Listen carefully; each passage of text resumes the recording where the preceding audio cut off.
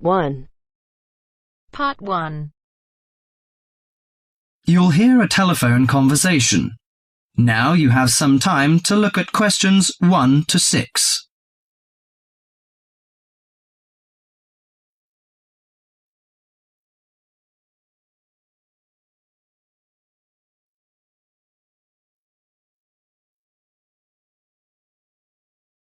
Listen to the conversation and answer questions 1 to 6. Good morning, Country Comfort Albury. Oh, hi. I'd like some information, please. I'd like to find a double room to stay for the weekend. What kind of rooms do you have? Well, we provide a variety range of accommodation depending upon your likes. The guest house room costs $45 per night. It provides air conditioning and shower, and a waterfront room costs $80 per night. It has got its own balcony overlooking the foreshore of the lake. And we've got a kid. How do you charge for children? Extra bedding is available if you require that. If the kid is aged 12 and below, the cost is $10 per night for the guest house room and $15 for the waterfront room. Do you have a swimming pool, tennis court or something like that? Yes, we've got a swimming pool, which is free for all the guests. But the tennis court charges $8 each hour, including the rent of rackets. How about other facilities? We provide free off-street car parking and internet access. We also installed in-house movies, but that costs $4 per hour. Oh, we don't think we need that. Because of the kid, you know. We don't want him to see movies on the weekend. Well, we also offer ironing equipment in the room. That's useful, I think.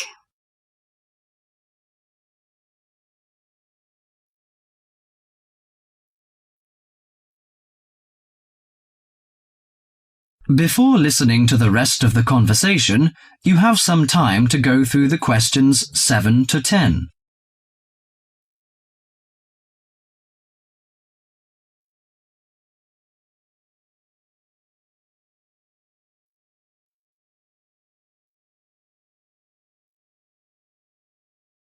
Now listen to the last part of the conversation and answer questions 7 to 10.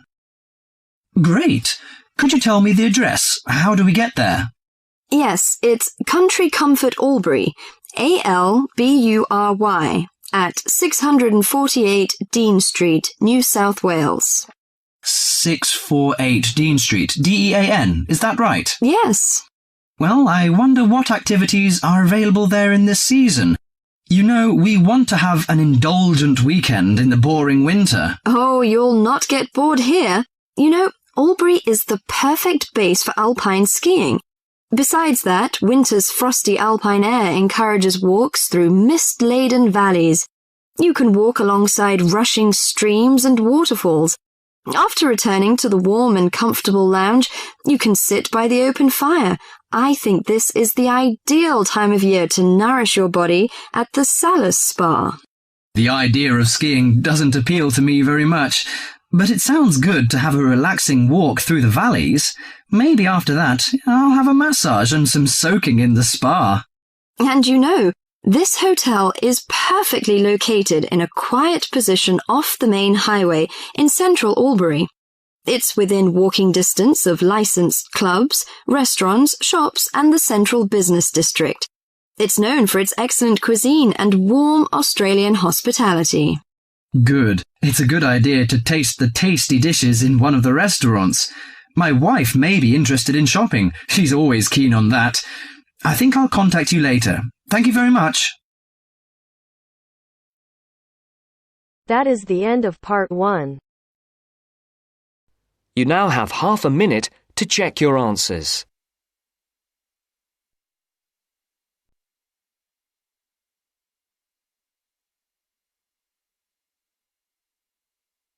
Now turns to part 2. Part 2.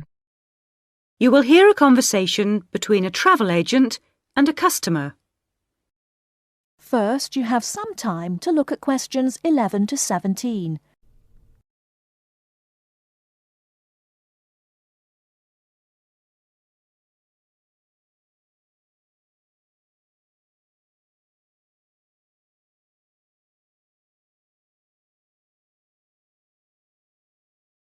Now, listen carefully and answer questions 11 to 17. Good morning. Can I help you? Yes, I'd like to get some information about trips to New Zealand. Certainly. Take a seat and I'll be right with you. Thanks. Now, where would you like to go in New Zealand? Well, I was hoping to do a bit of travelling around, actually. There are a few things I'd like to see and do before I go back home. Right. One thing I really want to do is go to Christchurch. I have relatives living there that I can stay with, my mother's cousin, and I've heard it's a nice place. Yes, it's a lovely city. And staying with relatives will help with the budget, of course. The budget? It will save you some money. Oh, right. Well, I'm not too worried about that. I've saved quite a bit of money working in Australia. Oh, that's nice. Good for you. Well, you know that New Zealand consists of two main islands, the North Island and the South Island, and Christchurch is on the South Island. Is it? I was never very good at geography at school. Do you have a map I could look at? Sure. Here we are. Right, I see. And, well, then I'd also like to spend some time in Auckland, and maybe I could do an English language course there. Can you organise that sort of thing for me? Oh, certainly. We'd be happy to arrange that. But bear in mind that Auckland is in the North Island. OK. And I'd also like to do some skiing or maybe even some snowboarding. I hear New Zealand is a great place for that. Yes, absolutely. But you should go to Auckland first for your studies, and then you can get the ferry across to the South Island and take the bus down to the snow. Oh, I don't like boats very much. I'm not much of a sailor. I think I'd prefer to fly. Right. What about joining a walking tour? That could be really fun. Not sure about walking, but joining a tour might be a good way to travel because then I might make some friends my own age. Now, let's get some details. Can I have your name, please? Yes, it's Su Ming Lee, but you can call me Sue. OK, Sue. And what's your address here in Melbourne? I'm living with my aunt in the suburb of Kew. It's 29 Lock Street. That's L-O-C-H, not L-O-C-K. Do you have a phone number that I can get you on? The best thing would be if I give you my mobile. I always have it on me. It's 0402 558 992. OK. And when do you want to travel? Because you'll need to be down south in July or August. Oh, yes, of course. That's winter, isn't it? So I better go to Auckland in May. Yes, let's say departing from Melbourne on the 1st of May, that's a Saturday, and then you could begin your course on Monday the 3rd. That sounds great. And how long would you like to study for? A month, 2, 3? What do you think? Well, I'll probably need more than a month. What about 8 weeks until the end of June? Fine. I'll see what I can do. Oh, and how would you like to pay for this? On my Visa card, if that's possible.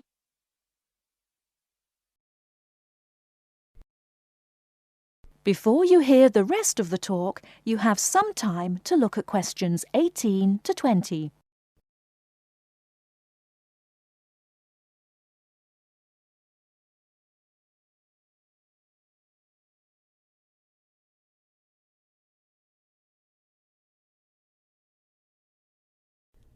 Now listen and answer questions 18 to 20.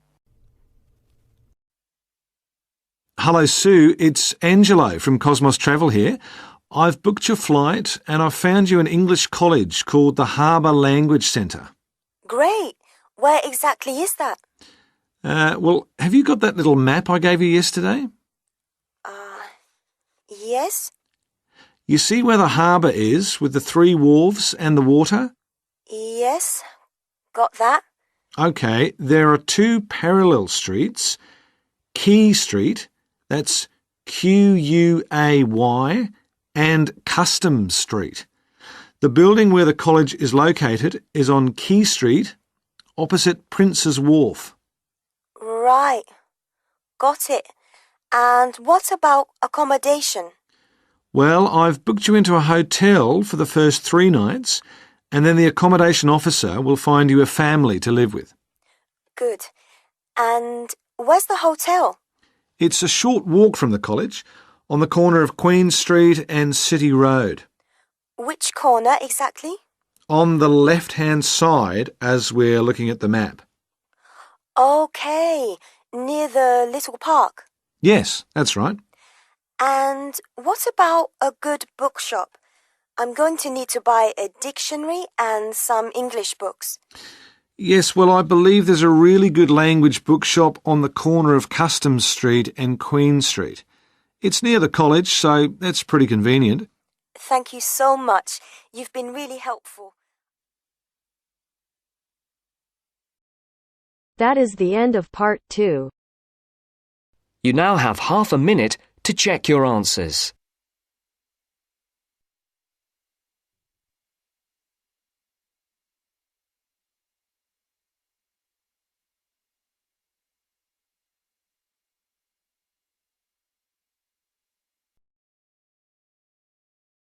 Now turns to part 3. Part 3. You will hear a conversation between a student, Dave, and his tutor about a project that Dave has done about work placements. First, you have some time to look at questions 21 to 25.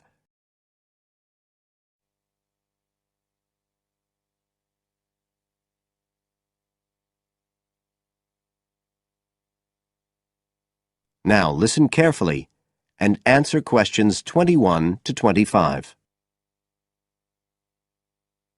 Good afternoon, Dave. Come on in and take a seat. Hi, Dr. Green. Thanks. Oh, hang on a minute. I'll just find the first draft of your project paper, and we can have a look at it together. Now, yours is the one on work placement, isn't it? Yeah, that's right. So what made you choose that for your project?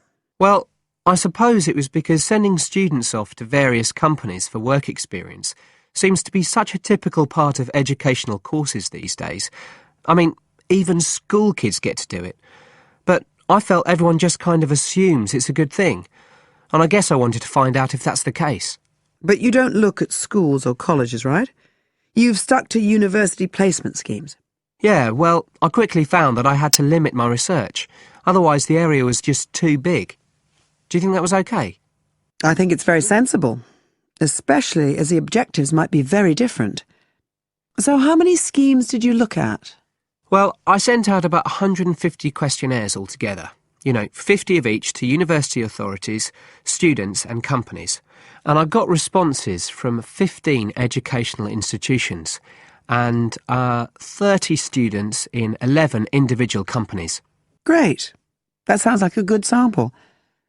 And who did you send your company questionnaires to? Well, the idea was to have them done by the students' line managers. But sometimes they were filled in by the human resources manager or even the owner of the company. Right. I didn't find a full list anywhere, so I think it's very important to provide that, really. You can put it as an appendix at the back. Right. I've got a record of all the respondents, so that'll be easy. I hope other things were okay. I mean, I've already put such a lot of work into this project, identifying the companies and so on. Oh, I can tell. I think you've done a good job overall. You now have some time to look at questions 26 to 30.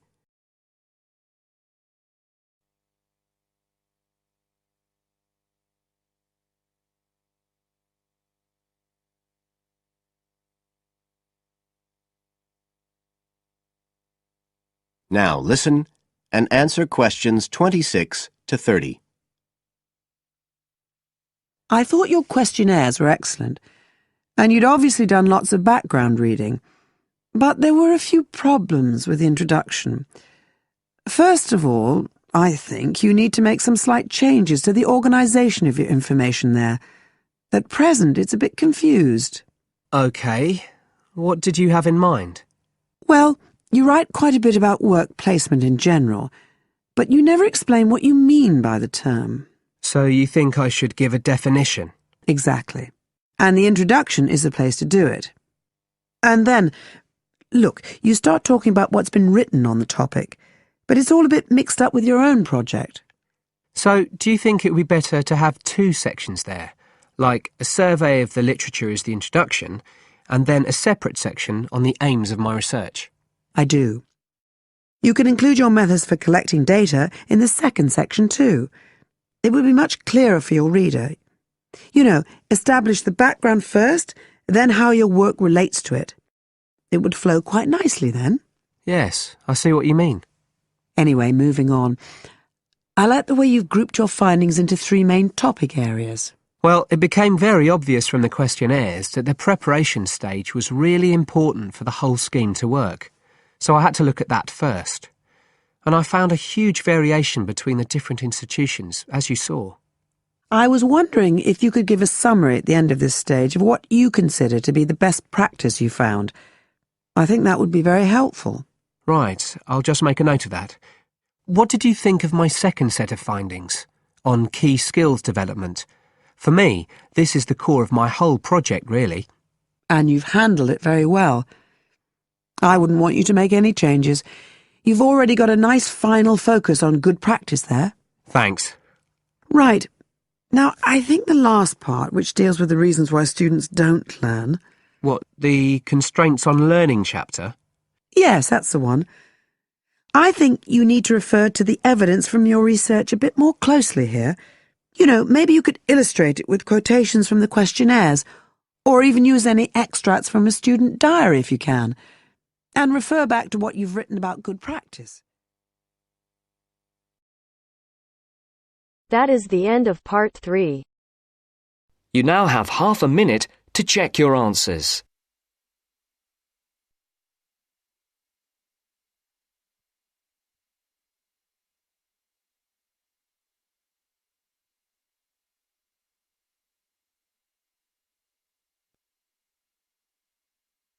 Now turns to part 4. Part 4. You will hear an extract from a talk about student health, and specifically about ways to avoid headaches. Listen to what the speaker says and complete the summary. First, look at questions 30 to 40.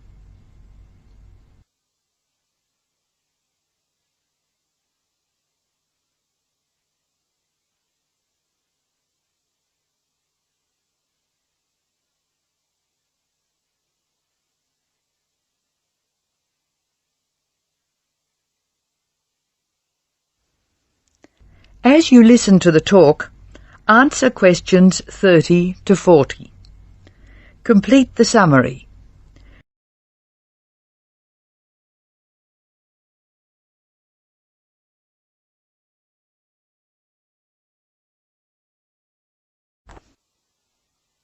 Hello, welcome to the Student Orientation Programme.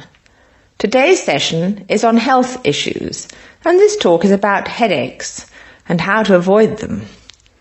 It may surprise you to hear that headaches are often caused by hunger. In fact, one study suggested that 70% of headaches are related to hunger, which makes it the principal cause. The advice is simple: eat 3 meals a day and try to keep to a fairly regular schedule of meals. People associate noise with headaches, and for most of us, excessive noise creates the conditions for a headache. Very loud noise is unpleasant, and people usually remove themselves from it.